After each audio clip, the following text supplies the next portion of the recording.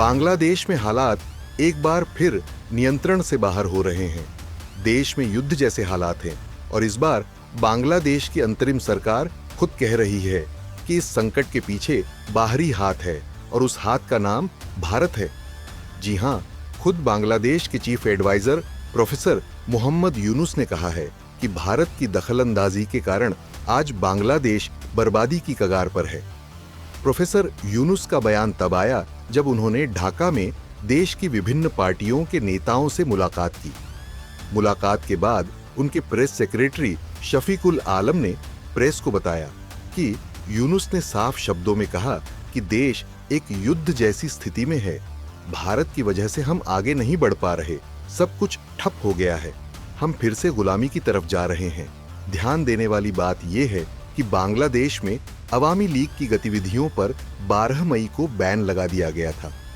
अवामी league Bharat समर्थक party मानी जाती है और इस बैन के बाद बांग्लादेश में स्थिति और ज्यादा अस्थिर हो गई है। प्रोफेसर यूनुस ने यह भी कहा कि जुलाई 2024 में जो जनविद्रोह हुआ था वह देश को नए रास्ते पर ले जा सकता था, लेकिन अवामी लीग और बाहरी ताकतें यानी भारत की इसे रोकने में लग गई। इस बयान के बाद शनिवार को बीएनपी, जमात ए इस्लामी और नेशनल सिटीजन पार्टी जैसी विरोधी पार्टियों ने यूनुस से अलग अलग मुलाकात की और हर पार्टी ने एक ही मांग रखी कि भारत के दखल को रोका जाए और जुलाई हत्याकांड के दोषियों को सजा दी जाए। अब सवाल उठता है कि भारत को क्यों घसीटा जा रहा है। इसका जवाब भी यूनुस के करीबी लोगों ने दिया। नागरिक ओइक्या के प्रमुख महमूदुर रहमान मन्ना ने कहा कि भारत की वजह से बांग्लादेश गंभीर संकट में है और अब वक्त है कि पूरी बांग्लादेशी जनता एकजुट हो। दूसरे शब्दों में कहें तो भारत अब बांग्लादेश की आंतरिक राजनीति का बड़ा टारगेट बन चुका है, क्योंकि अवामी लीग भारत की करीबी मानी जाती है और यूनुस की सरकार उसे खत्म करना चाहती है। राजनीतिक संकेत यही दे रहे हैं कि बांग्लादेश की अंतरिम सरकार भारत से नाराज है, हालांकि भारत को उससे कोई फर्क नहीं पड़ता। कई नेताओं ने यह भी कहा कि चटगांव पोर्ट को विदेशी कंपनी को देना या रखाइन राज्य में ह्यूमैनिटेरियन कॉरिडोर खोलना, ऐसे फैसले भारत की मर्जी से नहीं होने चाहिए। इसीलिए अब यूनुस की सरकार हर फैसले से पहले विपक्ष और जनता की राय लेने की बात कह रही है और भारत को सीधे तौर पर टारगेट कर रही है।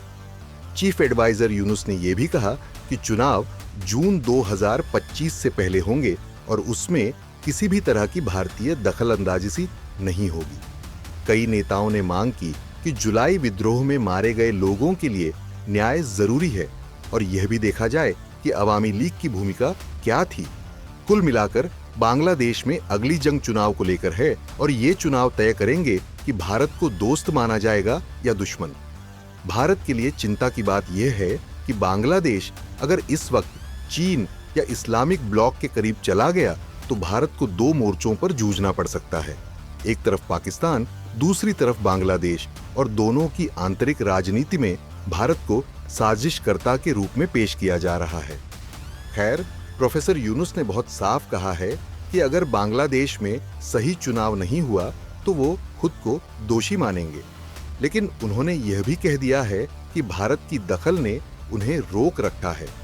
ऐसे में सवाल ये है कि क्या भारत अब बांग्लादेश की राजनीति से हटेगा या फिर बांग्लादेश भारत से दूर जाकर चीन या इस्लामिक देशों के साथ जाएगा? आपको क्या लगता है?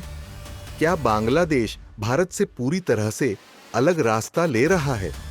नीचे कमेंट करके जरूर बताएं।